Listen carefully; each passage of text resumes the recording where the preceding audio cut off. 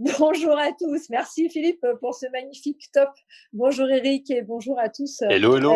les plus fidèles et ceux qui nous découvrent pour la première fois peut-être.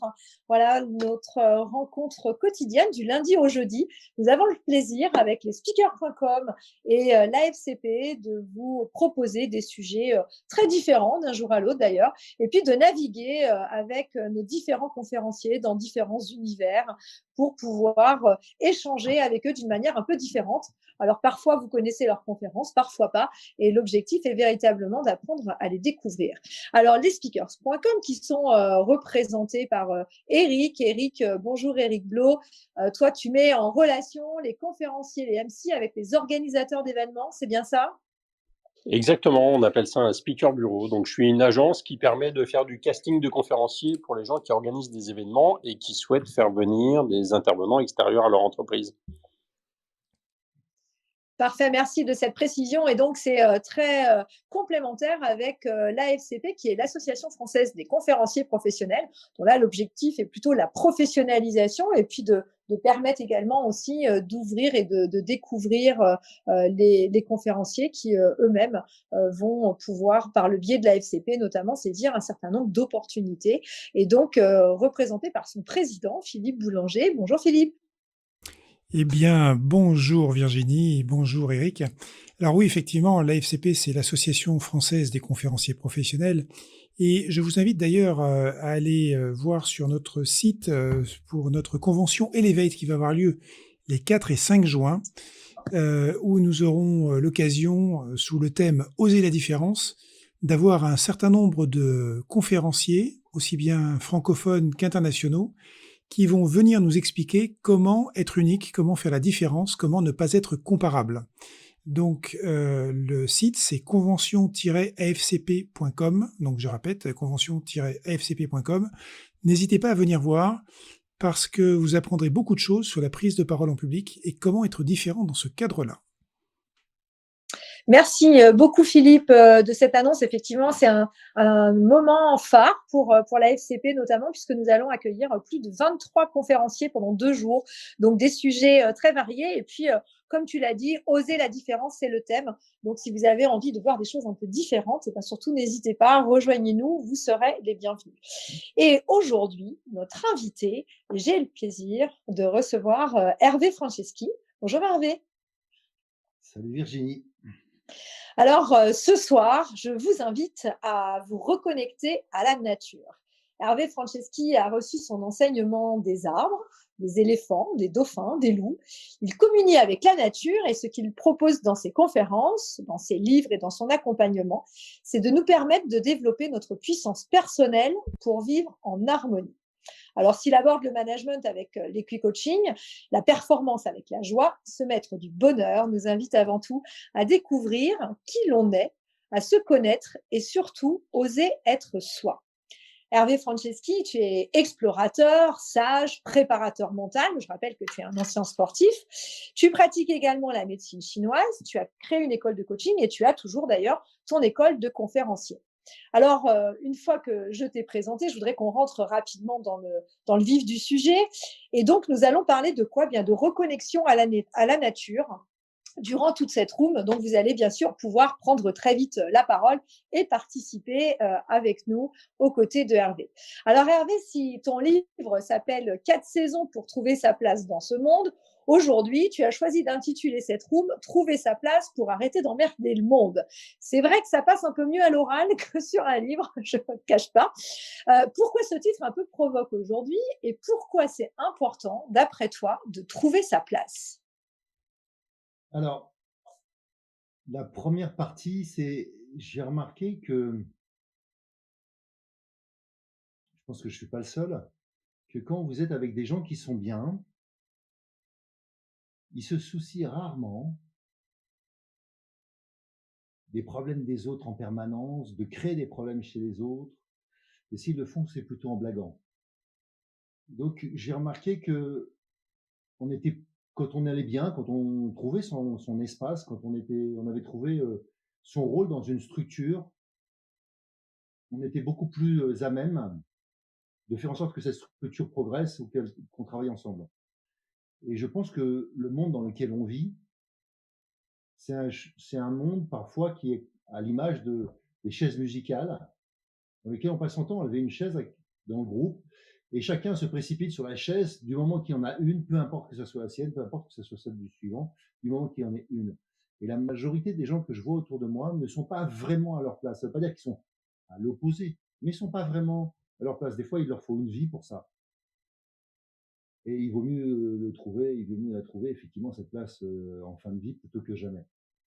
Il n'empêche que je vois beaucoup de gens qui passent du temps à faire des choses sur lesquelles ils s'ennuient, euh, à vivre des expériences qui ne les intéressent pas, et après, dans leur voisinage, ils sont pénibles. Vous avez tous, j'imagine, vécu ou croisé des gens qui étaient à Cariat, croisé ou vécu avec, ou travaillé avec des gens qui définitivement, tu te dis, mais ils n'ont rien d'autre à faire que de nous emmerder.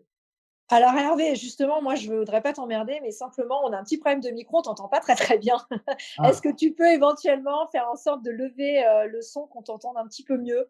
je vais regarder ça tout de suite. Comme quoi, effectivement, En c'est f quand on a des problèmes, hein, en qu'on non, enquiquine. mais C'est ça. en fait Hervé, tu utilises ton iPad pour, Clubhouse. Il faut que tu rapproches le micro de ton iPad manifestement un peu Ok, est-ce plus que de c'est ta mieux bouche. là? Ah, beaucoup mieux. Ouais, formidable. Ok. J'ai mis un peu de son, quoi. C'est-à-dire que je me suis un peu amplifié. Voilà, exactement. Mais on sentait que c'était sous le ton de la confidence. D'ailleurs, les chaises musicales, on le sait, hein, c'est quelque chose de très personnel que tu vivais, toi, dans ton enfance. Alors, je vais te laisser reprendre le cours de ce que tu étais Oui, en alors train je de disais que dire. une partie des raisons pour lesquelles je crois à cette maxime qui est que quand je trouve ma place, j'arrête d'emmerder le monde, c'est que je me suis aperçu à quel point autour de nous, il y avait des gens qui ne trouvaient pas leur place, qui n'avaient pas cette aptitude à savoir s'ils étaient dans une place qui était juste. D'ailleurs, je fais un test souvent quand je travaille avec des comités d'organisation et je les fais rentrer dans une salle et je leur demande de choisir leur siège. Une salle qu'ils ne connaissent pas, des sièges qui ne leur sont pas attribués, il n'y a pas de plan de table. Et bien souvent, certains attendent que d'autres se soient assis pour savoir s'ils peuvent s'asseoir. En fonction de où s'assoit le chef, où s'assoit telle personne, je vais m'asseoir. Alors qu'en fait, il y a une place qui est juste. Il y a des gens qui sont faits qui sont à l'aise pour être à côté d'une porte, d'autres pas, d'autres qui sont bien quand ils ont le mur dans le dos, et ainsi de suite, ainsi de suite. Donc, trouver sa place dans la vie, c'est quelque chose qu'il faut savoir faire, quelle que soit la situation, qu'on soit assis, debout, ou qu'on soit tout simplement à trouver sa place dans sa fonction, dans ce qui serait juste pour moi, dans le job dans lequel je devrais être. Et c'est de ça dont je parle. Et quand je ne trouve pas cette place, c'est exactement comme un enfant qui serait rejeté. En permanence, il fait chier son monde. Je ne crois pas qu'il y ait d'autres termes. Même s'il ne veut pas le faire. Mais dans la réalité, c'est ce qu'il produit. Alors, on va rentrer un peu plus dans le sujet, dans le vif du sujet, parce qu'effectivement, trouver sa place, dit comme ça peut paraître à la fois complexe et un peu simple, mais bon, il y a des, des méthodes, j'imagine, tu vas nous en parler.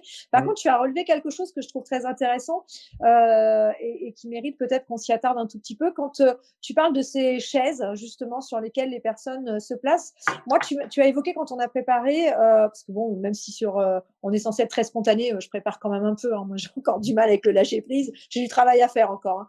Mais je pense que j'ai quand même trouvé ma place. Mais est-ce que tu peux nous parler de cette notion d'architecture invisible? oui, dans les organisations, comme dans la vie, dans les structures, dans toute société, en fait, il y a ce qu'on appelle des architectures visibles, qui sont des règles qui sont édictées, des valeurs, des modes de fonctionnement, des horaires, tout ça, ce sont des règles visibles. Les architectures invisibles, ça a à voir avec ce qui n'est pas nommé, ce qui est implicite. Par exemple, le fait que si là on parle en français, et pour tous ceux qui ne maîtrisent pas la langue, on fait comme si tout le monde maîtrisait la langue. Donc, moi, j'ai travaillé pendant longtemps dans des entreprises anglo-saxonnes, je ne suis pas le seul ici, eh bien, c'était implicite qu'on parlait tous anglais. En fait, pas du tout au même niveau. Donc, les temps de réponse, quand on fait un débat, si on ne maîtrise pas la langue, il faut laisser des temps pour que les gens qui sont un peu plus longs à appréhender la langue puissent parler, par exemple. Ok. C'est implicite qu'on est tous des rapides ou qu'on est tous des lents. Et en fait, tout ça, c'est des modes de fonctionnement qui sont une structure, par exemple, dans une organisation. On parlait tout à l'heure d'un bureau. Eh bien, les formes des pièces, si jamais on se réunit en rond, induit un mode de comportement très différent. Je prends un cas simple. Tout à l'heure, j'animais un groupe et on avait des tables et ça m'a fatigué. Je leur ai dit: «On enlève toutes les tables, on les met autour de la pièce et on va se mettre en cercle». Et là, il y avait plus de protection. Il y avait pas que moi qui étais debout. Tout le monde devait être ou assis ou debout, mais plus rien entre nous. Donc il y avait pas de chaise, il y avait pas de table entre les gens. Là, d'un seul coup, le dialogue est très différent. C'est encore une architecture soi-disant invisible, en fait, elle est visible, mais dans laquelle on s'habitue à travailler derrière des tables, parler derrière des écrans. On fait comme s'il se passait rien. Alors en fait, il se passe des choses. Donc qu'est-ce qui se passe? Comment je les mets en œuvre? Et tout ça, pour moi, c'est des moyens, enfin, si je les rends visibles, si je les rends explicites, de faire comprendre que on soit dans un système qui est plus harmonieux, plus égaux, plus éthique, parce que j'explicite les règles. Et dans beaucoup d'entreprises, comme tu le sais quand tu as commencé, où souvent on n'explicite pas les règles, même si au bout de 5 ans, tu fais: «Ah bah d'accord, c'est évident, c'est comme ça qu'on se fonctionne ici». Mais sauf que c'est pas dit. Et c'est pour moi, c'est une des Mais raisons pour lesquelles ça peut être difficile par moment. merci, beaucoup d'être rentré un petit peu plus dans ce détail. Alors justement, quand on parle de trouver sa place, ça correspond à quoi? Globalement, qu'est-ce que tu entends par là? C'est quoi trouver sa place? Comment on fait? Alors, je sais pas si bah, comment on fait, je vais en parler parce que c'est le bouquin, c'est une méthode, mais il y a pas qu'une méthode, ça va de soi. Il y a plein de formats pour y arriver. Il y a des gens qui la trouvent tout seuls et puis il y a des gens qui errent, on va dire. Sur le trouver sa place, qu'est-ce que ça veut dire pour moi? Ça veut dire justement que je suis à un endroit, comme tu l'as dit tout à l'heure pour toi, où tu sens qu'en fait, tu contribues. Tu es au service de quelque chose qui est juste pour toi. Et souvent, trouver sa place, ce n'est pas faire quelque chose que pour soi. Ça ne veut pas dire qu'au que au service des autres, c'est pas ça, mais ça veut dire que c'est souvent quelque chose qui te dépasse et qui te permet d'être ce que tu es avec, davantage de potentiel, souvent même d'ailleurs en exploitant une autre partie de ton potentiel que tu n'avais jamais exploité auparavant et qui te donne envie d'apprendre, qui te donne envie d'aller te dépasser, qui te donne envie d'être utile, qui te donne envie d'être, d'avoir des désirs d'échange avec les autres, avec la communauté, avec le monde dans lequel tu vis. Et souvent, c'est ça qui te permet d'être à ta place. Mais à sa place, ça peut être dans la nature, ça peut être dans un bureau. Pour moi, ça, c'est des modalités. Alors justement, la nature, c'est ton domaine. J'en profite pour souhaiter la bienvenue à Éléonore, à qui on donnera la parole dans quelques instants. La nature, donc tu en parles. Tu as également parlé de ton livre, Les 4 saisons pour trouver sa place dans le monde. Tu évoques d'ailleurs sur la couverture la méthode naturelle pour mieux s'organiser et vivre en harmonie. Parce qu'effectivement, vivre en harmonie, être heureux, trouver sa place, tout ça, ça fonctionne ensemble en quelque sorte. Alors toi, tu parles de méthode. Qu'est-ce que tu entends par là? En fait, une méthode, ça veut juste dire qu'il y a un ensemble de principes, de préceptes, de fonctionnements, de règles que si je suis, vont m'aider à arriver à faire quelque chose. D'accord? C'est pas un mode d'emploi, c'est un processus qui en avançant, te fait progresser. Pourquoi les 4 saisons? C'est parce que justement, je crois que nous vivons dans un monde qui a oublié qu'il y avait des saisons. À force de vivre dans des bureaux, à force de vivre dans nos têtes, beaucoup de gens, enfin, parce que moi, je suis quand même assez persuadé que beaucoup de gens n'ont pas bien compris à quoi servait le corps, en dehors de déplacer la tête de réunion en réunion, on va dire. Ils n'ont pas bien compris à quoi servait l'ensemble des capteurs qu'ils ont, qui sont des capteurs sensitifs, nos sens, mais pas que. Notre intuition provient de là, nos instincts viennent aussi d'aptitudes que j'ai dans le ventre, donc qu'on peut appeler l'autre cerveau ou un autre cerveau, puisqu'il n'y a pas, ce n'est pas que là.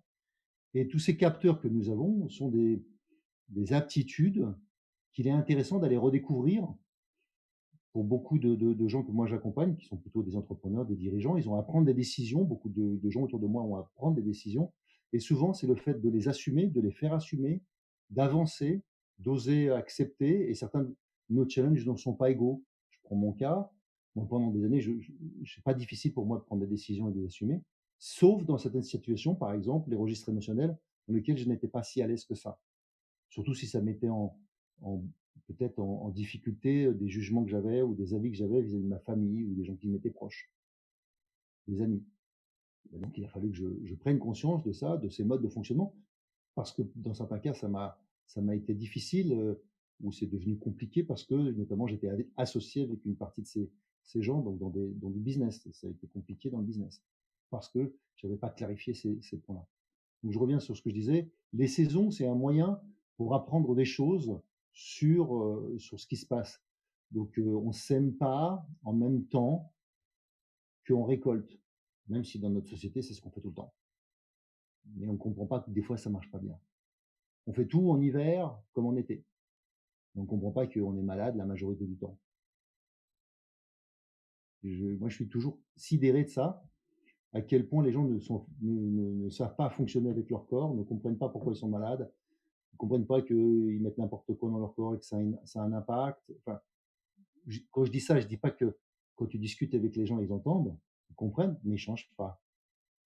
Donc, le fait de prendre conscience de ces différents aspects que j'appellerais, que la nature nous enseigne, de comprendre comment on fonctionne, nous, on est un prédateur, comment fonctionnent les prédateurs. Moi, j'ai étudié les prédateurs et les proies, pas que, mais notamment, comment ça fonctionne. Et si on regarde pas seulement d'un point de vue anthropologique, mais aussi philosophique, eh bien, tu t'aperçois qu'on peut apprendre, heureusement, de nous-mêmes. Et je trouve que la sagesse, par exemple, ce sera mon prochain thème à l'éveil, eh bien, ça peut être intéressant qu'on développe de la sagesse, et la nature est une sagesse extraordinaire. Alors, on va rentrer dans le détail, effectivement. Tu as fait d'ailleurs une conférence à Elevate aussi sur ces sujets, sur le leadership naturel. Je propose qu'on en parle juste après. Éléonore, donc merci à vous et d'être avec nous ce soir. Je crois que vous, c'est les synchronicités, si j'ai bien compris, qui vous parlent. Alors, ce soir, qu'est-ce que vous voulez échanger avec nous ou peut-être demander à Hervé Franceschi? Oui, bonsoir tout le monde. Donc, moi, je pars du principe que chacun, est une âme qui est venue s'incarner sur cette terre pour évoluer et nous portons en nous-mêmes, je dis bien, chaque personne porte en elle-même, une mission, inscrite dans les cellules, dans les gènes, dans la tête, dans l'âme surtout, dans l'âme, pour évoluer et apporter sa contribution au monde. Encore faudrait-il découvrir ce que pourrait être cette mission. Il y a des personnes qui sont douées, qui ont pu trouver leur propre mission et qui sont là pour accompagner les autres. Ils sont là pour accompagner les autres, pour leur permettre de découvrir ce pourquoi ils sont là, qu'est-ce qu'ils pourraient nous apporter, parce qu'on est tous unis. On est tous unis et il faudra considérer les autres, non pas comme, des êtres qui sont séparés de nous-mêmes, parce que les âmes, s'intègrent, les unes avec les autres, enfin, on est dans le pouvoir de l'âme. Je parle de mon expérience pour être plus concrète. J'étais perdue, égarée, j'ai beau travailler, j'ai beau avoir des talents, j'ai beau me passionner pour beaucoup de choses, je n'étais pas vraiment satisfaite de ce que je faisais et un jour, par hasard, ben, j'ai rencontré une personne qui m'a parlé, de l'écoute de moi-même, de l'écoute de la vie, de faire attention aux signes de la vie, c'est ce qu'on appelle aussi les synchronicités et les créations, co-créer avec la vie, c'est-à-dire être, une actrice, non pas une spectatrice, mais moi, il m'a fallu, passer par, cette étape de transformer, mon être, mon moi supérieur par les prières, par, la créativité, par, l'utilisation, des encens, des plantes magiques, par, l'écoute des fréquences sacrées, surtout la fréquence sacrée 528 et puis l'accompagnement d'une personne qui m'a permis de trouver ma mission de vie, de découvrir ma mission de vie qui est l'écriture. Parce que franchement, quand moi je me mets à l'écriture, je suis inspirée. C'est-à-dire parfois, il y a des phrases qui me tombent comme ça, je ne fais que retranscrire et ça, c'est de l'ordre de l'inspiration, mais chacun pourrait être connecté à son âme pour, évoluer, progresser et puis donner le meilleur de lui-même et trouver, la meilleure version de ce qu'il est. Parce que parfois on tourne, on tourne, on tourne en rond, alors que tout est en nous. Il faut savoir s'écouter, s'accepter, s'aimer, se pardonner, danser dans la joie parce que ce sont des, lois spirituelles qui élèvent le taux vibratoire, purifier l'aura par, l'eau et le sel et puis, se concentrer sur l'essentiel, sur l'être authentique. Parce que souvent on ne fait que jouer des rôles qui ne nous correspondent même pas pour plaire, à la société pour, parce qu'on a peur, parce que ceci, parce que cela. Il y a 2 émotions d'ailleurs, il y a l'amour, on peut se connecter à l'amour puisqu'on est amour nous, on est le fruit de l'amour, on est amour. La source est amour, la source d'où nous provenons est amour. Il faudra savoir retourner vers, la source, découvrir sa mission de vie, être accompagné surtout parce que ce n'est pas du tout facile, au début de découvrir la mission de vie et puis s'appliquer à donner et puis, ce qui est vraiment important, une fois qu'on découvre, sa propre mission de vie, tout devient facile. Tout devient facile. Quel Avec message, nous-mêmes Éléonore! pardon? Je dis quel message et je pense qu'il y a beaucoup de ces points, peut-être Hervé veut les commenter parce que vous dites beaucoup de choses dans tout ce que vous venez de dire. Hervé, tu souhaites rebondir peut-être sur certains éléments Non, d'Éléonore? oui, oui, oui, bien sûr, on est là pour, l'action l'interaction, mais c'est un message d'amour et un message de confiance en soi-même. Donc il faudra, par l'intuition aussi, se former à l'écoute et à co-créer avec la vie. Et il faut danser, il faut pas se compliquer l'existence, quoi. Il faut danser parce qu'on n'est pas éternel sur cette terre. Nos âmes ne font que s'incarner pour, une période déterminée et on doit fournir l'essentiel pour évoluer. Je vous remercie de votre, compréhension, de votre écoute et puis que le meilleur advienne pour nous tous. Merci. Merci, Éléonore. Alors oui, on peut, enfin, plein de sujets qu'Éléonore a évoqués. Mission de vie, donc la mission de vie, c'est effectivement, c'est le fait de trouver sa place est un des moyens pour trouver sa place, c'est de trouver sa mission de vie. La mission de vie, ça a à voir avec, on peut prendre des termes moins pompeux, mais au fond, ça signifie quand j'ai trouvé ma raison d'être, ce que je suis venu faire, ce qui est essentiel. Et souvent, on a du mal à parler de sa raison d'être à soi, alors qu'on a du mal c'est assez facile de voir la raison d'être des autres.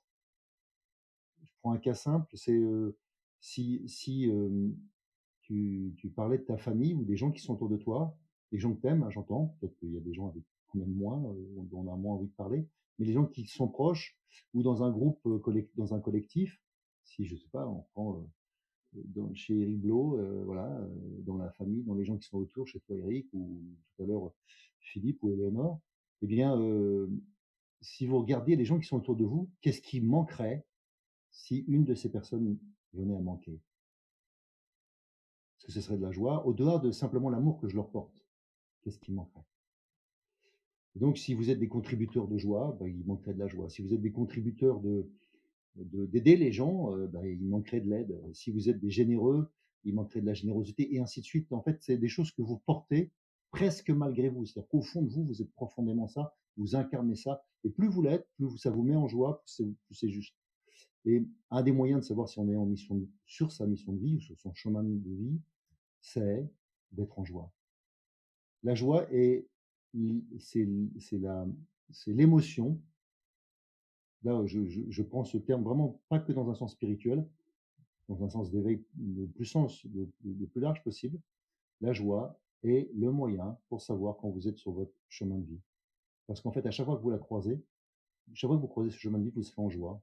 Et donc, ça vous permettra de savoir si c'est parce que vous avez besoin d'être entouré, si vous avez besoin de, je sais pas, j'en sais rien, de faire des choses dans lesquelles vous mettez de l'application, vous avez des talents absolus.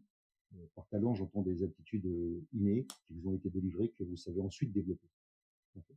Donc, par exemple, ça serait, si on voulait revenir sur la notion de mission de vie, j'ai entendu les mots essence. Bon, pour moi, c'est toujours l'essence, la quintessence, les 5 sens. Comment on arrive à développer notre essence. Et justement, une des choses que je trouve qui est fondamentale, que tu parlais des arbres, je dirais que j'ai jamais vu un poirier qui essayait d'être un pommier.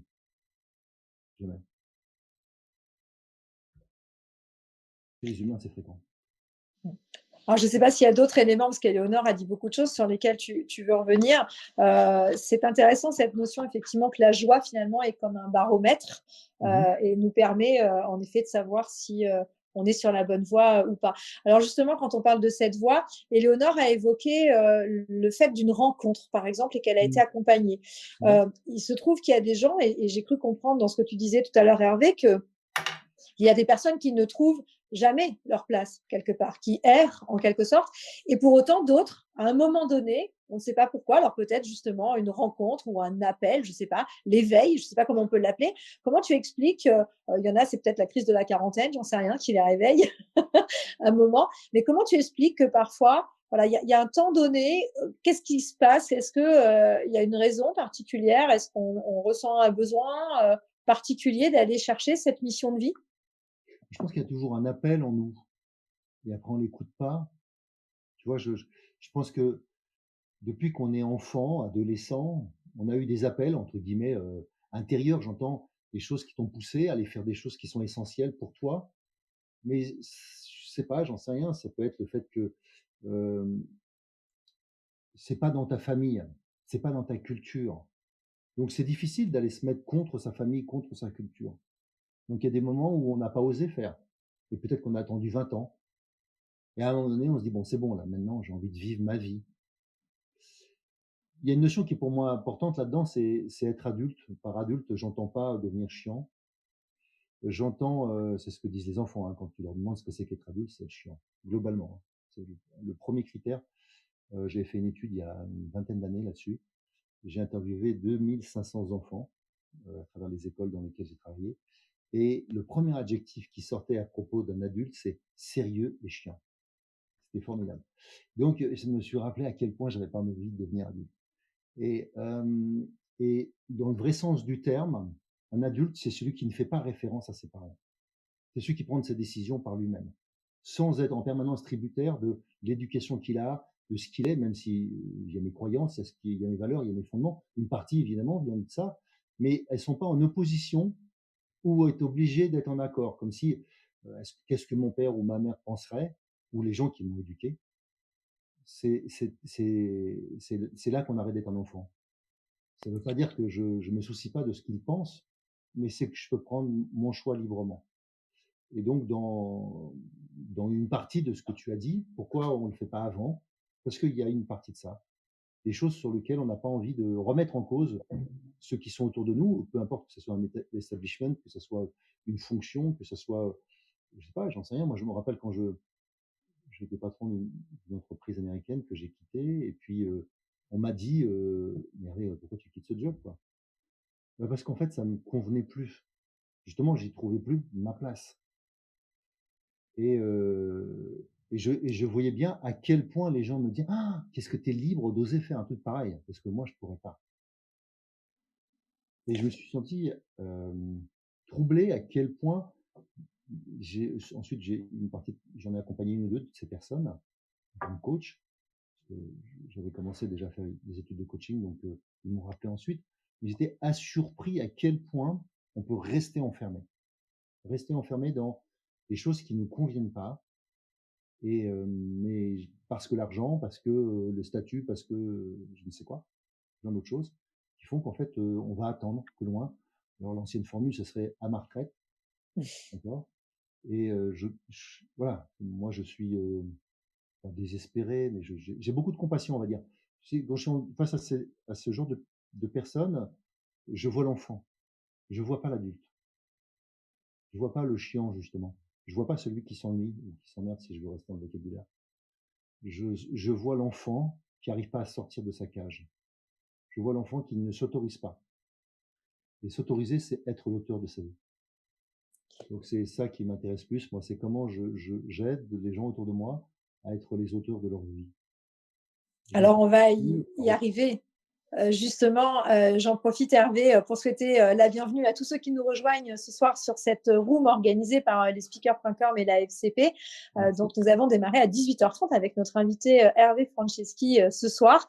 Et donc, nous avons convié sur scène Josette. Voilà, donc Josette, je te donne la parole. Je ne t'avais pas oublié, bien évidemment. Bien bien Bonsoir. sûr Virginie. Bien sûr Virginie et puis, je suis devenue, même si ça se voit pas, quelqu'un de très patient et j'écoute avec, infiniment de plaisir et d'émotion, les paroles d'Hervé, le témoignage d'Éléonore. Voilà, trouver sa place pour arrêter d'emmerder le monde, moi ça me plaît beaucoup. Ça me plaît beaucoup parce que il me semble que j'ai été, trop longtemps, j'ai trop longtemps fait partie de ces gens qui, faute de trouver leur place, étaient tout le temps à penser que les autres, étaient responsables de quelque chose par rapport à ça. Et du coup, dans toutes nos relations, dans toutes nos communications, il y a quelque chose de ce reproche, de cette rancœur, de cette colère qu'on vit, par rapport à ces gens, qui ne nous permettent pas de prendre notre place. Et puis, heu et puis il y a eu effectivement, des rencontres, de très, très belles rencontres que j'ai su, ça, c'est quelque chose pour reprendre, ce dont vous parliez tout à l'heure, et j'aime beaucoup ce que dit, Hervé, l'enfant qui est enfermé, et cetera, qui n'arrive pas justement à sortir de sa coquille, c'est ça demande un tel effort, quand on est, justement plus l'enfant, et quand on est arrivé à cet âge, où on est considéré comme des adultes dans cette coquille d'enfant. Heu, il y a voilà, il y a des rencontres, il y a, il y a la vie, il y a des circonstances de vie, il y a une accumulation de choses. En tout cas, pour moi, c'est comme ça que ça s'est passé. Heu, une espèce de volcan, qui a fini, on va dire, par exploser, hein, et donc et qui m'a permis justement de briser la coquille. Ça m'a pris, un vrai temps. Ça m'a pris un vrai temps, ça m'a pris, plusieurs dizaines d'années, et depuis, on va dire, évidemment que j'ai progressé et je suis toujours, en progression. Je pense que c'est quelque chose, une fois qu'on l'a commencé, ce chemin-là, c'est quelque chose qui s'arrêtera, à ma mort.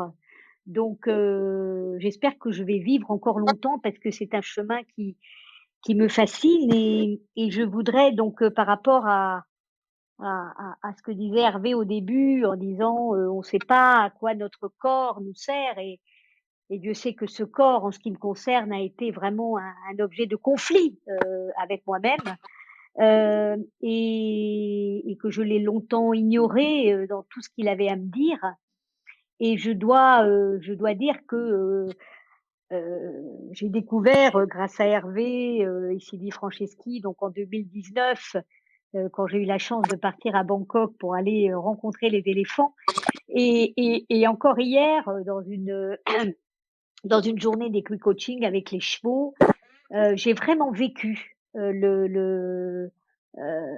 l'expérience de ce corps capteur, de ce corps, qui dit plein de choses, de ce corps qui communique indépendamment de ma tête et justement avec les animaux, moins il y a de la tête, mieux c'est et comment je peux effectivement développer, cette capacité de captation, de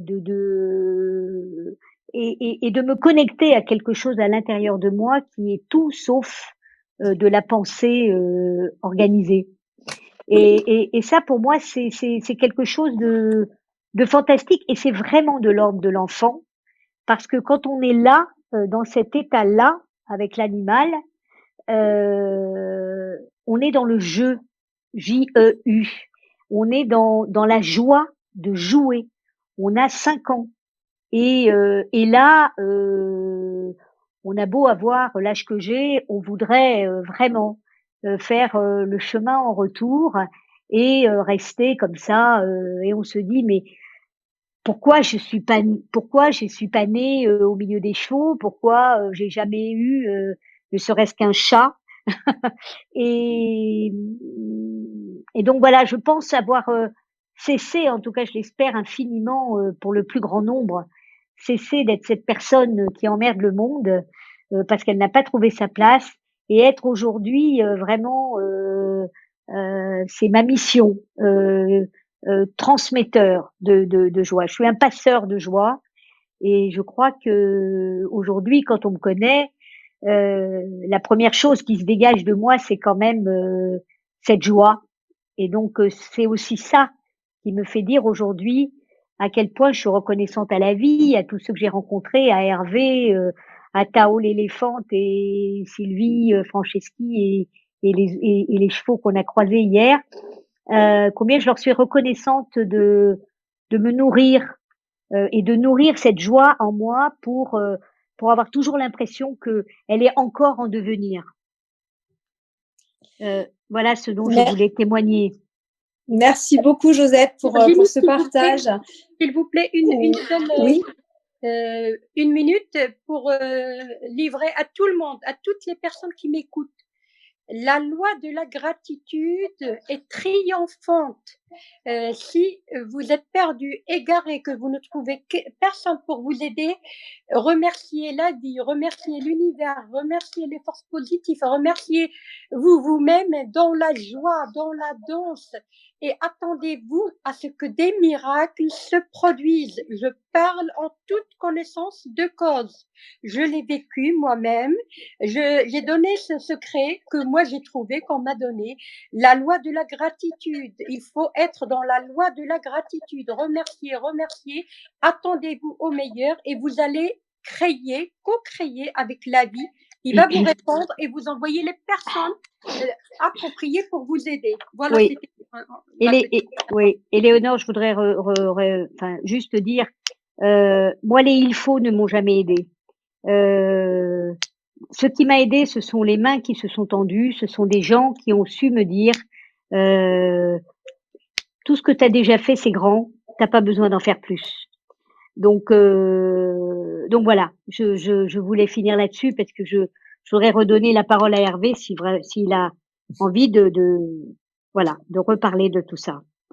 merci Josette. Effectivement, tu as évoqué, et Hervé, j'espère que tu vas pouvoir nous en parler, bien sûr. Josette a évoqué son expérience avec les éléphants, avec les chevaux.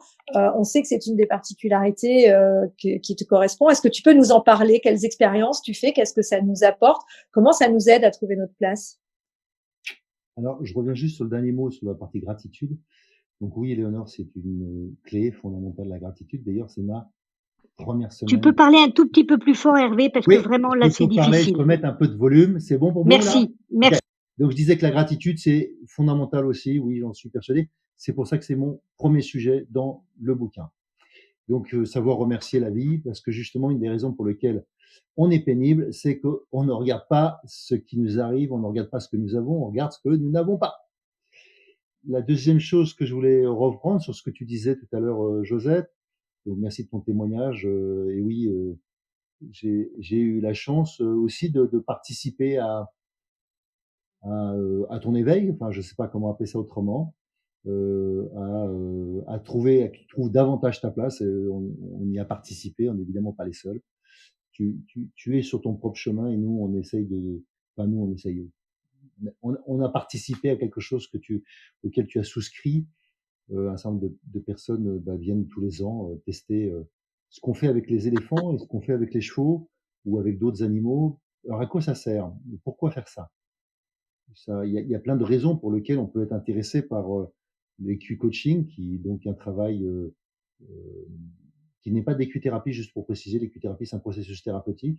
L'EQ coaching, c'est un processus de coaching. Donc on est centré sur le devenir, sur des objectifs, sur ce qu'on veut faire, et pas sur régler des problèmes passés, même si parfois, en avançant, on règle du passé, mais pas toujours.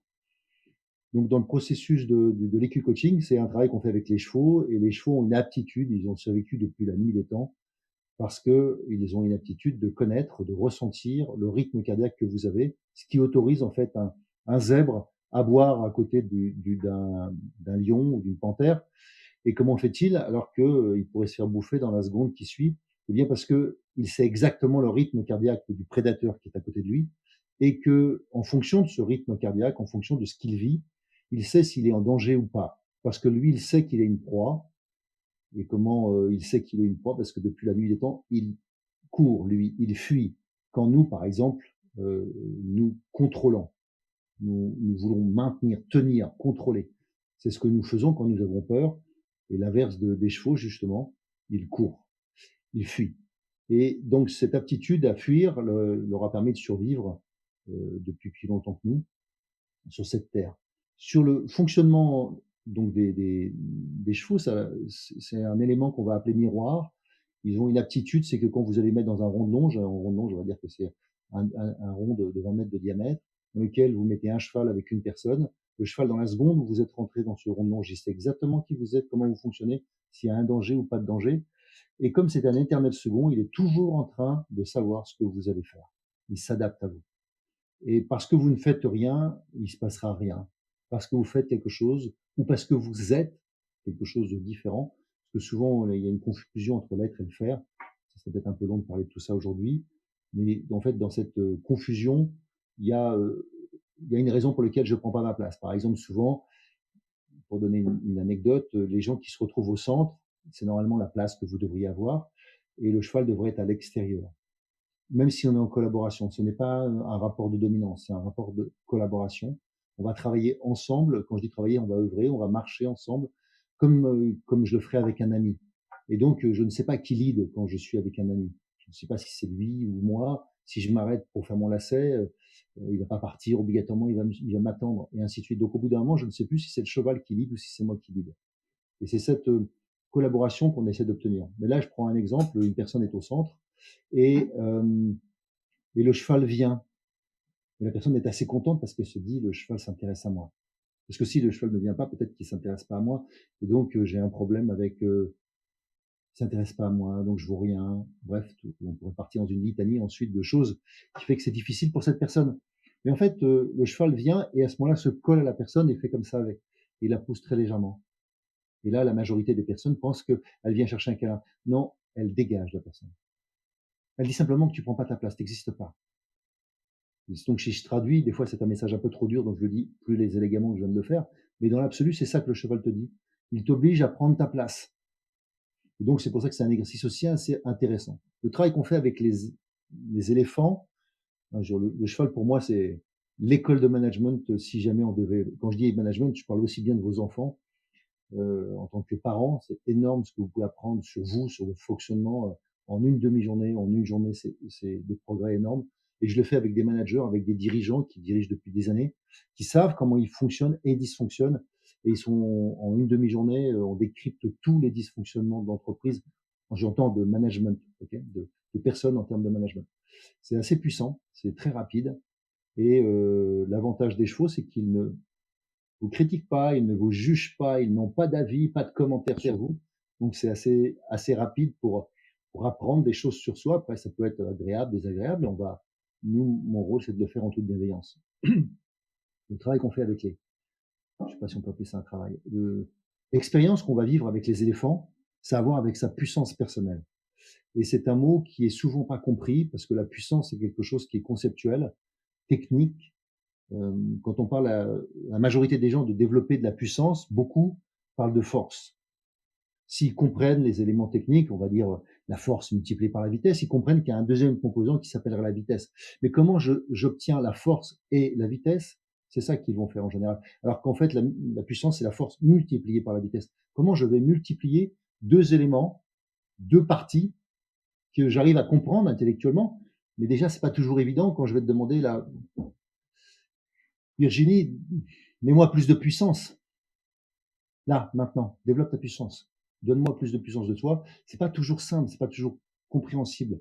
Donc, une autre manière de le voir, c'est une alliance, que moi je dis l'alliance du féminin et du masculin, c'est le yin et yang. Si je prends mon côté médecin chinois, si j'allie des choses qui sont différentes, et donc dans le yin, il y a la colline, et dans le yang, il y a l'arbre. Donc, quel est le plus fort? C'est pas toujours évident, hein, entre la colline et l'arbre. L'arbre tient à la fois la terre, et la terre permet que l'arbre pousse. Donc c'est des choses qui sont l'un dans l'autre, qui sont imbriquées.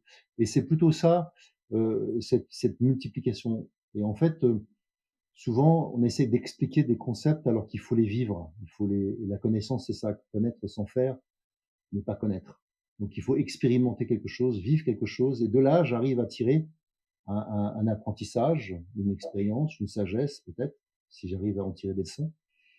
Et donc ce que nous faisons avec les éléphants, c'est qu'à côté d'un éléphant, tu sais très rapidement que tu es vulnérable. Et la vulnérabilité, c'est la porte de la puissance. Par la porte, j'entends, c'est la porte qui donne à l'accès, la porte qui donne à l'accès à la pièce d'à côté. La pièce d'à côté, c'est ta puissance. Et une fois que tu as compris d'accepter ta vulnérabilité, d'assumer ta vulnérabilité, c'est comme quand tu es au fond de la piscine et que tu pousses, tu sais qu'il n'y a rien en dessous. Et la grande majorité d'entre nous, quand on apprend des choses, on a toujours un doute sur le fait que est-ce que ça tient sur quelque chose qui est, est-ce que le sol va tenir? Est-ce que je suis sur un sable mouvant? Est-ce que je construis sur des choses qui sont solides? Et c'est pas toujours simple, ça. Et c'est un moyen, c'est pas le seul, hein, mais c'est un moyen que j'ai trouvé extraordinaire, que la nature m'a proposé, que les éléphants m'ont proposé. Et quand j'ai vu ce qu'on pouvait en faire, je l'ai proposé à un certain nombre de personnes. Et depuis, je continue parce que je trouve ça à chaque fois extraordinaire. Chaque fois, il se passe quelque chose qui n'est pas prévu pour moi, mais par les gens non plus. Et donc, le, cet accompagnement qu'on va faire pas qu'avec les éléphants, le lieu où on travaille aussi est pas négligeable. Les visites, je fais une descente de rivière. Il y a plein de choses qui participent à ce processus. Et la différence, c'est qu'on est en immersion pendant 6 jours, alors qu'avec les chevaux, on est en général sur une journée, on rentre chez soi le soir. Alors, merci à ceux qui nous ont rejoints. On est toujours sur cette room avec Hervé Franceschi. Merci Hervé. On a parlé des animaux. Alors, je vais donner la parole à Géraldine parce que j'ai vu que l'équicoaching faisait partie également aussi de ses domaines de compétences. Et puis après, je te propose que on parle des arbres. Voilà. Alors, Géraldine. Oui, bonsoir. Merci. Merci de m'avoir accueillie. Je suis ravie de t'entendre, Hervé. Je te suis sur les différents réseaux sociaux. Donc, en effet, je fais aussi de l'équicoaching et je travaille aussi avec cet animal magnifique. Et je voulais juste, voilà, enrichir aussi, par rapport à, enfin, enrichir, en toute humilité, évidemment, par rapport au titre, parce que c'est vrai que, le cheval, comme tu l'as dit, aide vraiment à une vitesse incroyable les participants et ceux qui travaillent avec le cheval à prendre leur juste place. Et c'est vrai que ça, moi je le vois, régulièrement, j'accompagne, je fais aussi du coaching professionnel et quand j'ai des clients que j'accompagne déjà sur du coaching professionnel et qui participent à un séminaire, avec le cheval, en un quart d'heure, parfois même 5 minutes, il y a une prise de conscience énorme et j'aime beaucoup, l'idée enfin, c'est vrai que j'avais vu que tu travaillais avec les éléphants. Je trouve ça assez intéressant. Du coup, je me pose la question, est-ce qu'il faut à chaque fois un animal, heu 10 fois, 100 fois plus gros que nous pour réussir à nous faire trouver notre juste place? C'est une vraie question. Alors, je vais pas te répondre parce que je sais pas, je crois pas que ça soit la taille de l'animal. Il n'empêche que pour certaines personnes, d'être impressionné, ça peut être utile. Ouais. Mmh. D'accord? Si je prends le premier terme impression, l'impression, c'est donc j'imprime quelque chose sur moi. Donc, comment je fais pour que, en fait, ça s'imprime, que ça rentre? Et il est nécessaire d'avoir une expérience, mais cette expérience n'est pas nécessaire d'être impressionnante dans le sens terrifiant du terme. La grande majorité des gens, au regard des éléphants, ont peur. La grande majorité des gens auront peur à un moment donné avec les chevaux. Et c'est bien, bien, parce que c'est dangereux de pas avoir peur. Pour autant, Ouais, on est d'accord. il est nécessaire d'apprendre à gérer sa peur parce que justement, ça fait partie des émotions. Elle a une fonction, elle a une place justement, ok. Et la peur, ça sert à développer de la vigilance.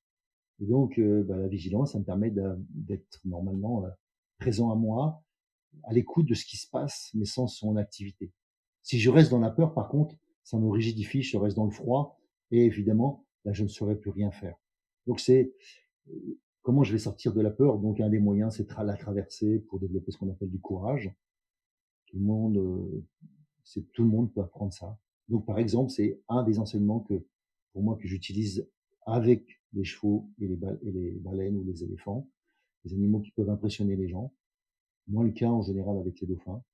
C'est encore plus le cas si je travaille avec les loups. Mais pour l'instant, j'emmène personne avec les loups. Je fais ça que tout seul pour, pour l'instant, j'ai pas encore trouvé les exercices qui seraient simples pour tout le monde, on va dire. Et Donc le fait de pouvoir travailler avec des animaux est un moyen, mais il n'y a pas que les animaux. Tu disais tout à l'heure, Virginie, qu'on parlait des arbres. Mais pour ma part, j'ai aussi appris tout ça, ou une partie de ça, dans les éléments, je dirais dans l'eau, dans l'air. Moi, j'ai fait du deltaplane, des choses comme ça, enfin, beaucoup de parapente, plus jeune. Être au contact de la nature, être au contact des... Moi, c'est ça qui m'a le plus aidé, mais en même temps, j'ai été sportif de niveau, il y a plein de choses qui m'ont aidé. Je sais pas, c'est une multitude de constructions, il n'y a pas qu'une chose, il n'y a pas qu'une rencontre, des multitudes de rencontres qui nous ont aidés. Simplement, il y a des moments où on écoute plus. Et c'est en ce sens-là que j'ai pris conscience que moi, je trouvais davantage ma place dans la nature et que je savais bien utiliser cet outil-là. Enfin, l'outil, je ne peux pas appeler ça un outil parce que c'est tellement plus extraordinaire que ça. C'est plus qu'un couteau suisse, la nature. C'est là où on est, du verbe naître, et puis là où on est, du verbe être. Tu voulais que je dise quelque chose, Virginie? Alors, je vérifiais que Géraldine, voilà, ne souhaitait pas ajouter quelque chose à ce que tu viens de dire. Oui, je voulais qu'on revienne également. On parle de la nature. La nature, on le voit, c'est une source d'inspiration et elle est un formidable modèle pour nous aider à trouver notre place. J'aimerais qu'on revienne sur la notion de leadership naturel. On en a parlé vaguement tout à l'heure. Tu as commencé à évoquer la notion de dominant. On sait que voilà, il y a la protection, l'alimentation. Il y a trois types, trois fonctions différentes. Est-ce que tu veux revenir éventuellement un peu dessus et partager avec nous et savoir si effectivement ces trois éléments correspondent à la fois à des profils. Donc, j'entends par là le profil dominant, le profil prédateur, le sage, comme tu les évoques. Est-ce qu'on a intérêt à les cultiver, à développer ces profils ou simplement c'est pour nous aider à identifier plutôt lequel on est et sur lequel on doit travailler? Est-ce que c'est un outil pour mieux se connaître? Il y en a plus que trois. Et oui, souvent je parle de ces trois-là, c'est juste pour prendre conscience que il y a des fonctions dans le leadership et souvent on prend des rôles sans les fonctions. Je sais pas comment dire, c'est comme si on est père mais qu'on n'assume pas le rôle de père, qu'on est mère qu'on n'assume pas le rôle de mère. D'accord? C'est une fonction. La fonction de mère est différente de celle de maman. La fonction de père est différente de celle de papa. Il y en a un qui joue et quand l'autre il fixe les règles. Il y en a un qui fait des câlins quand l'autre organise l'intérieur, d'accord, ou dans la structure. Et tout ça, souvent c'est parce que les fonctions ne sont pas claires. Et donc, si je reprends celle du leadership, si je clarifie la fonction du leader, eh bien, je vais pouvoir définir des choses. Et donc, je prends un cas simple, le leader dominant. Souvent, dans beaucoup d'organisations, il y a de la dominance. Et si on regarde ceux qui n'ont pas survécu dans les grands cataclysmes, on va parler des dinosaures, mais on peut parler de presque tous les grands cataclysmes humains, enfin pas humains, sur cette planète, de toutes les vies sur cette planète. Si on regarde ceux qui ont survécu, c'est les moins dominants. C'est-à-dire ceux qui sont le plus amenés à s'adapter. Parce que les dominants, et donc à chaque fois que je vais être dominant, je prends un risque d'une non-adaptation, d'une non-agilité. En même temps, la fonction du dominant, c'est de protéger. D'accord? On l'oublie souvent, parce que nous, on a pris la dominance comme étant une mode de régner, de gouvernance, alors que la dominance dans la nature, c'est celui qui va prendre risque pour les autres.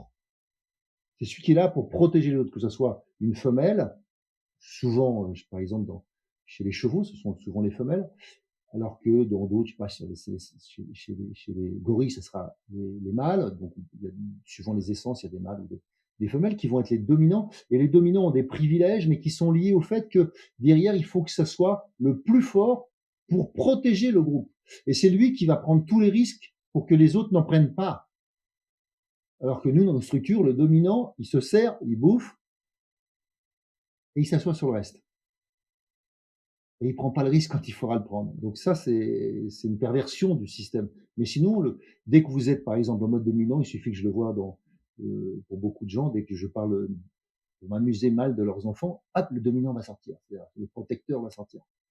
Eh bien, je le vois aussi dans le comité d'administration, que je vois des gens qui sont comme ça, en train de se bouffer le nez.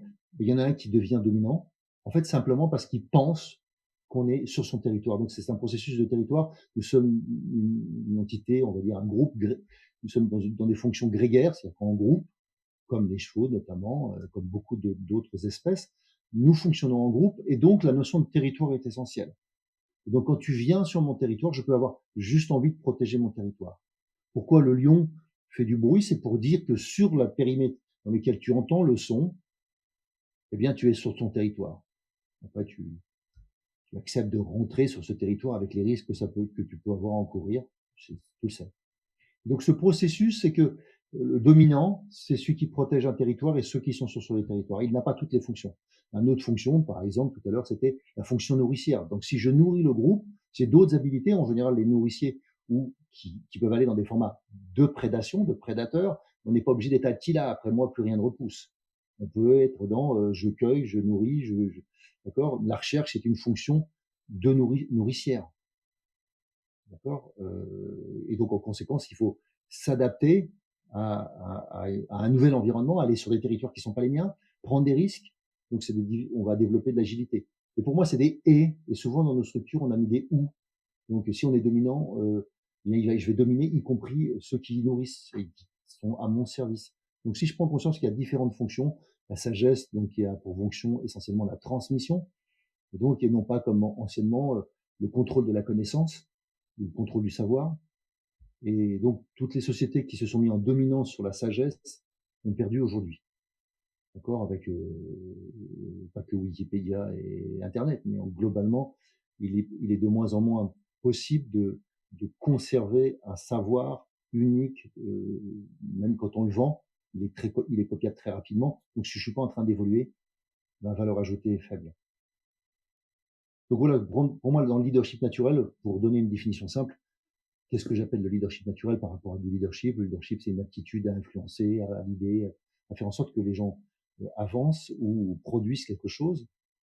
Eh bien, le leadership naturel, c'est une aptitude que vous avez tous quand je rentre dans une salle. Comment j'influence les gens? Est-ce qu'ils me regardent? Est-ce qu'ils ont les yeux vers moi? Est-ce qu'ils baissent les yeux? Ils sont impressionnés par moi? Est-ce qu'ils vont vers moi? Est-ce qu'ils parlent de moi? Qu'est-ce qui se passe quand je suis là? Et ça peut être du verbal et du non-verbal. Et tout ça, ça m'indique qui je suis. Et c'est cette aptitude qu'on peut travailler notamment avec les animaux, avec le cheval, avec cet aspect miroir, mirroring, qui va faire que je vais progresser plus rapidement sur moi-même, parce que peu de gens dans la vie vont oser te dire que tu n'es pas à ta place. Peu de gens vont oser te dire que tu ne prends pas ta place quand tu as la possibilité de la prendre. C'est-à-dire que quand tu as je dirais un sous-développement de toi. Ouais, tu as un poste, on te le propose, on dit ah Virginie, c'est pour toi ce soir. Et puis tu fais ah ben non, je vais te laisser alors que c'est pour toi. Tu as toujours eu envie de faire ce truc. Et donc pour moi souvent on rabroue les gens qui sont prétentieux, qui font trop, mais on n'incite pas les gens qui n'en font pas assez.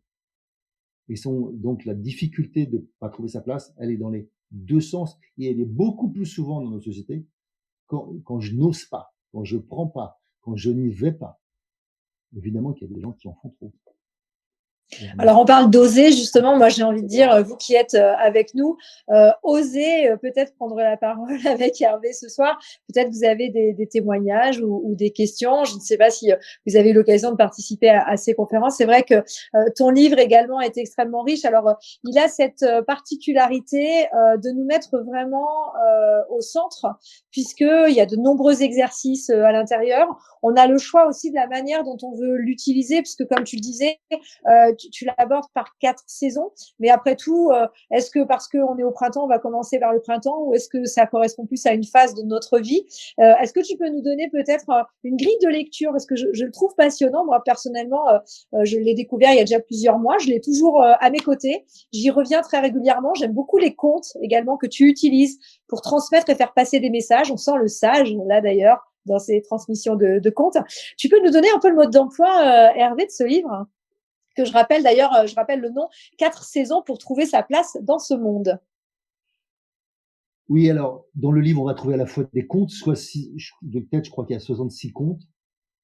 Il y a une soixantaine de thèmes et il y a une centaine d'exercices ou plus. Donc, le processus, c'est que pour progresser, il faut expérimenter, je le disais tout à l'heure. Donc, on peut prendre un thème, par le thème, c'est-à-dire une idée, je vais dans la grille de lecture, dans l'index, et puis je vois un thème et je vais travailler un thème parce que ça me parle, c'est quelque chose qui fait écho chez moi. Ça, c'est une approche. Deuxième approche, c'est je prends aux semaines, puisque c'est un nombre de semaines, je peux calculer où j'en suis. Je ne sais pas exactement où on en est, je sais pas, 25e semaine de l'année, j'en sais rien, mais quelque chose comme ça.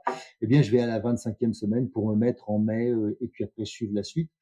Et je peux suivre les saisons tout simplement, c'est-à-dire prendre conscience de là où j'en suis et dans ce que j'ai besoin de faire, parce que je l'explique au début du livre. Il y a donc une explication des processus que je peux faire et suivre pour progresser dans cette méthode.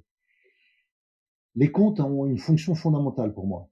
Pas seulement le fait que c'est une convention orale qui permet de transmettre la sagesse depuis la nuit des temps, ou en tout cas depuis la parole.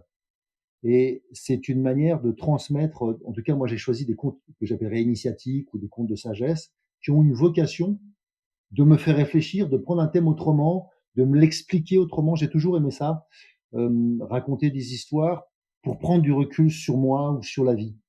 Et parce que je me suis aperçu aussi que quand on raconte une histoire, déjà en plus on peut la raconter soi-même après, quand on a entendu une histoire qui nous plaît. Mais deuxièmement aussi, l'enseignement, la sagesse de l'histoire, elle est à plusieurs niveaux. Hein, comme quand on a vu des fois un film, on a compris un premier niveau, et puis on le revoit, on fait ah, il y avait ça aussi, il y avait ça. Donc dans les contes, il y a souvent plusieurs niveaux, comme les contes pour enfants qui sont pas que pour les enfants. Parce que c'était les adultes qui les racontaient, il fallait qu'il y ait une histoire pour les adultes, sinon ils les auraient jamais racontés aux enfants. Donc souvent on oublie que les contes pour enfants ont été faits pour que les adultes les racontent aux enfants. Donc il fallait que l'adulte y voit quelque chose.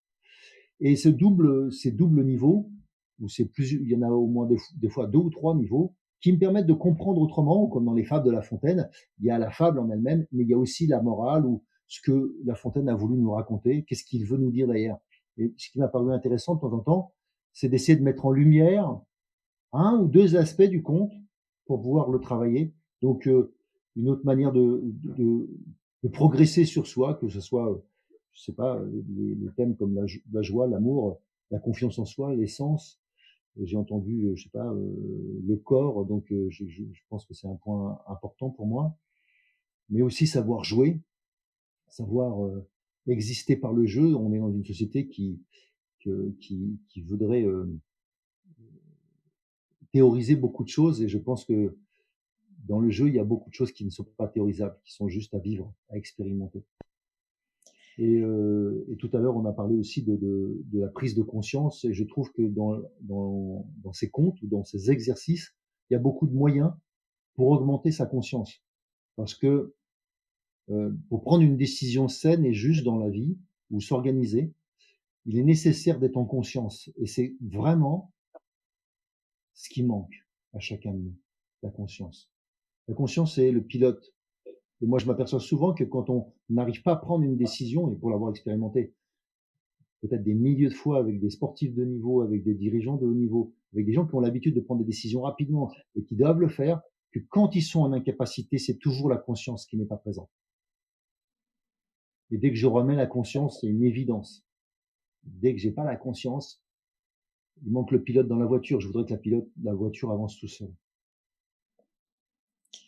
Alors là, je vais m'adresser au préparateur mental que tu es aussi et au coach, parce que pour faire tout ça, effectivement, est-ce que ça nécessite pas un peu de discipline? Ce terme discipline, c'est quelque chose sur lequel j'aimerais qu'on revienne. Est-ce que c'est aussi un moyen d'accéder à la connaissance de soi? Est-ce qu'il faut être discipliné on parlait de méthode tout à l'heure, pour réussir à travailler sur soi, à se connaître et à franchir toutes ces étapes, on va dire, semaine après semaine, justement? Alors, j'ai pas de réponse toute faite là-dedans. Je sais juste que moi, la discipline m'a aidé. Le sport m'a aidé. J'étais un nageur, donc après je fais du water polo, donc un sport individuel, un sport collectif. Et la discipline, c'est aussi par discipline, j'entends pas obligatoirement le mot rigueur, qui est souvent associé, mais c'est pas mon mot du tout. Moi, je me sens pas rigoriste, je suis pas rigoureux non plus. J'ai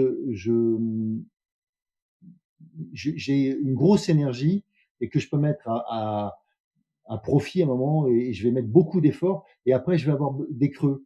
Et donc, si j'ai pas la discipline pour me maintenir, ça va être difficile. Et la discipline, c'est comme de la philosophie, comme de la danse, comme je sais pas, quelque chose que je veux apprendre, c'est par cette pratique répétitive qui va faire que je vais habiter. Il n'y a pas d'autre mot. Habiter, incarner, être, et pas seulement faire. Parce que oui, effectivement, c'est en forgeant qu'on devient forgeron, mais c'est pas toujours suffisant. Donc si je rentre pas dans la discipline dans le sens de ce qu'elle me demande, ce qu'elle exige de moi, par exemple, si je cours, eh bien, est-ce que si je mange beaucoup, je peux courir après? Moi pas. Je vais finir par vomir ou en tout cas, je vais pas être bien. En tout cas, mes performances seront médiocres. Donc, ma discipline va faire en sorte que 3 heures avant, je mange pas. Parce que j'ai envie d'être bien et ça me privera pas du tout de ne pas manger parce que je sais que je serai beaucoup mieux pour faire la performance qui est après. Donc, c'est en ce sens-là que la, la discipline a beaucoup de bénéfices. Et souvent, quand on entend le mot discipline, on entend le mot discipliné comme le mot, je dirais, m'obliger. Il y a quelque chose qui a à voir avec une obligation, c'est ça. Hein, il faut, comme tu disais tout à l'heure, Joseph. Et pour ma part, la discipline, c'est au contraire un moyen de me libérer. C'est-à-dire que je crée des routines, des modes de fonctionnement dans lesquels je ne sors pas pour pouvoir libérer ensuite toute la créativité dans l'exercice premier. Comme un sportif de niveau qui c'est pas le jour de la compétition qui va prendre une autre route pour aller à l'entraînement. C'est pas le jour de la compétition qui va mettre d'autres affaires, même il peut être fétichiste. Parce qu'en fait, il se remet que dans ses codes, que dans ses modes de fonctionnement. Et ensuite, le jour de la compétition, tout son esprit est sur la performance. Donc, je suis focalisé sur la performance, pas sur perdre de l'énergie avant. Et la discipline, c'est ce qui me permet de perdre 0 énergie. Je suis quelqu'un de différent quand j'ai fait 1000 fois le même geste. Alors, je dirais que finalement, il faut d'abord se connaître pour pouvoir tenir cette discipline, si je comprends bien. Oui, mais c'est en même temps en pratiquant que tu vas t'apercevoir que tu as besoin. Je prends un cas simple. Si dans ma discipline, j'ai du mal à le faire seul. Il y a beaucoup de gens qui me disent, bah, tu vois, je voudrais me mettre à faire du sport, mais quand tout seul, j'y arrive pas. OK. Bah, trouve-toi quelqu'un qui va être peut-être plus rigoureux que toi, qui court peut-être un peu moins bien avec toi, mais tu sais que lui, il sera là au rendez-vous tout le temps. Et qu'avec lui, tu n'oseras pas lui dire non et tu vas y aller. Et donc, au départ, tu vas créer cette routine, cette forme de discipline que tu n'as pas avec l'autre. Et après, tu pourras le faire seul. Mais momentanément, il te faut l'autre. OK, comme certains ont besoin d'un coach, d'un entraîneur. Mais le coach et l'entraîneur ne s'entraînent pas. C'est toi qui t'entraînes. Mais grâce peut-être au coach ou à l'entraîneur. Je prends un cas simple. C'est quoi que tu veuilles faire dans ta vie,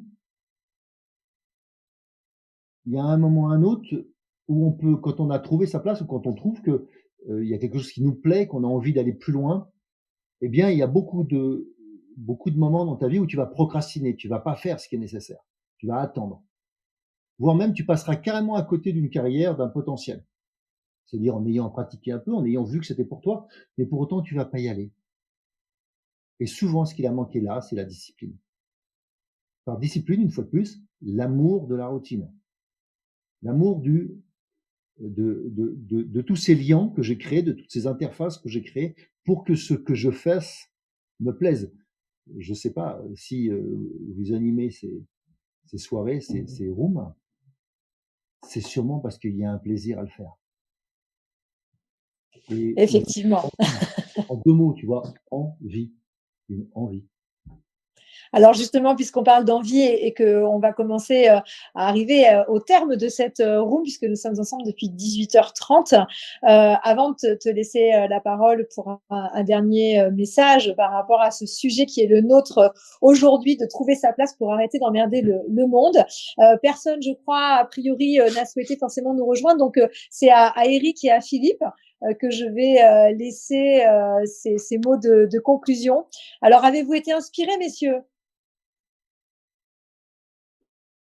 Alors, mais oui, bien sûr. Salut Hervé. Moi, ça m'inspire quand je t'écoute et que je réfléchis à mon propre parcours. Je pense que j'ai trouvé ma place par défaut, en fait. C'est-à-dire que il y a quand même peut-être que les 20 premières années de ma vie, on a voulu me mettre dans des cases, on a voulu me donner une place et que j'ai refusé. Et alors, j'ai pas tout refusé, mais je pense qu'aujourd'hui, si je me sens à ma place, alors j'espère que je fais pas trop chier de monde, mais aujourd'hui, si je me sens à ma place, je pense que c'est à force d'avoir pris des oppositions ou avoir fui les contraintes qui m'étaient imposées. Par exemple, je ne peux pas être un salarié. Bon, voilà. Je le sais, et je le sais parce que je l'ai été au début de ma vie après avoir été diplômé, et que je me suis dit, mais c'est pas ma place, quoi. C'est impossible. Là, je vais vraiment emmerder le monde. Et j'étais le pire salarié, je crois, que j'ai connu. J'en avais honte.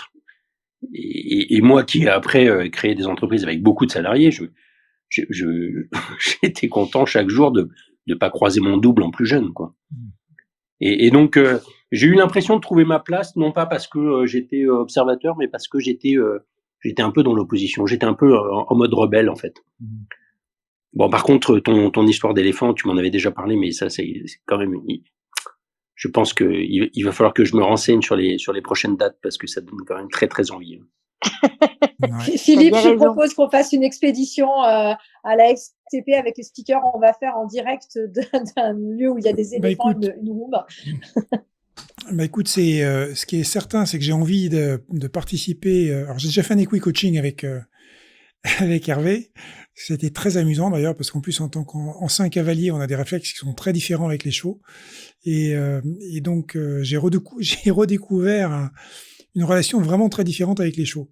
Et effectivement, il me tarde d'aller faire cette expérience avec les éléphants, avec mon épouse, parce qu'elle est aussi passionnée par cette histoire-là. Donc, dès l'instant où on aura l'opportunité de le faire, on ira rejoindre Hervé à l'endroit où il faudra pour avoir cette expérience avec les éléphants. Parce que ça, c'est vraiment un truc qui me fascine. Et pour revenir à trouver sa place, oui, l'élément clé qu'a cité Hervé tout à l'heure, à savoir, quand tu es à ta place, tu as cette joie qui vient, qui arrive et qui te transporte. En fait, effectivement, c'est un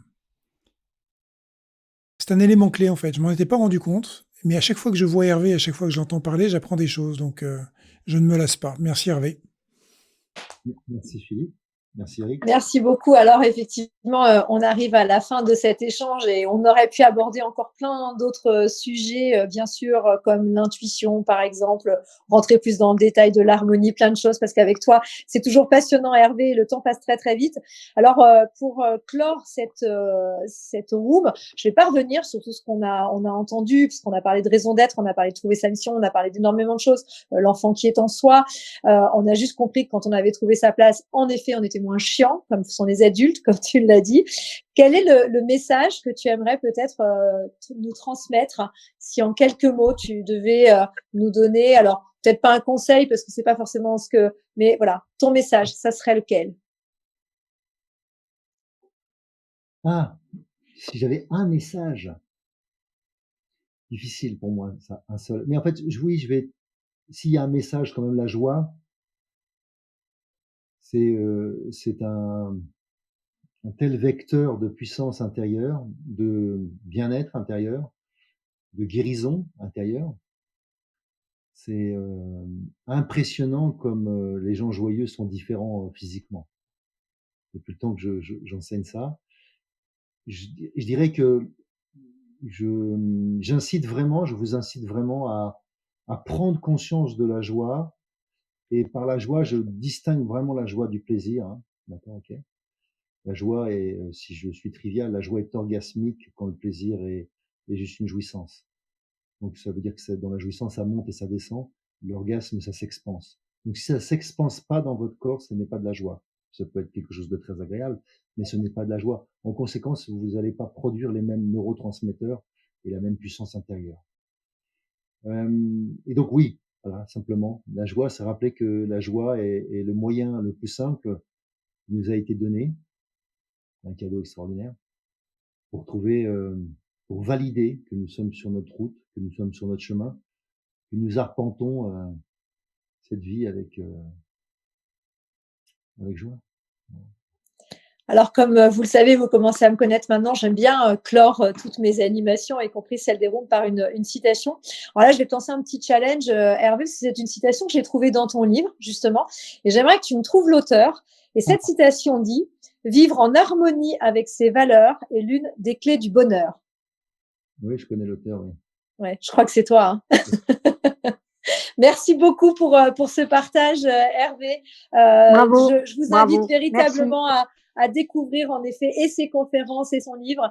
Voilà, Hervé Franceschi, merci beaucoup d'avoir répondu présent à cette invitation. Merci à tous d'avoir participé. Merci Eric, Philippe, Josette et tous ceux qui sont montés on stage ce soir, Géraldine notamment. Et on vous souhaite une très bonne soirée. Alors peut-être Eric, annoncer le sujet de demain.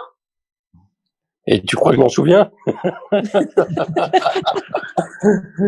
C'est Carole. Je sais exactement où on l'a noté, mais oui, c'est Carole qui reçoit Siegfried Hack, c'est ça? Voilà. Exactement, avec la thématique « Votre histoire peut tout changer ». Le storytelling, tu me remets sur la voie. Merci. Et bien donc, rendez-vous demain à 18h30 également sur cette room avec lespeakers.com et la FCP. Bonne soirée à tous. Ça va être passionnant. Bravo à tous, bravo à tous Ouais, et merci de cette room. Merci infiniment. Merci Hervé, à bientôt. Merci à tous et à toutes. Merci.